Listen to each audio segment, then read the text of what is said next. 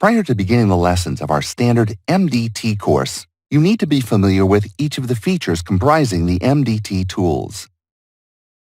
As mentioned earlier, using a series of data, we can obtain plots and staking data, longitudinal cuts and sections, and surface and volume data.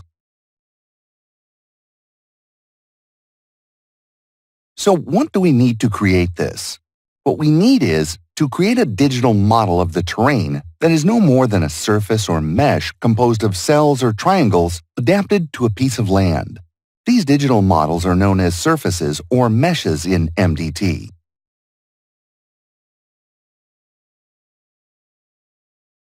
But how do we obtain a digital surface or model of the land using TcpMDT tools?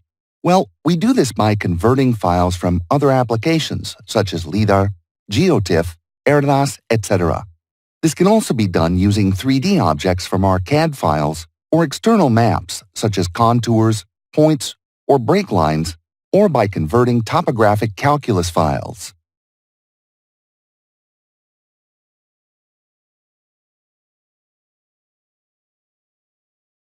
And what does a topographic point file contain? It is a list with the number of the point or identifier, the X and Y coordinates in the case of a planimetric survey, a Z coordinate in the case of an altimetric survey, and finally, a code. A code is a description of our point that will serve to include information such as, for example, knowing how to draw point or linear symbols such as trees, manholes, shafts, etc.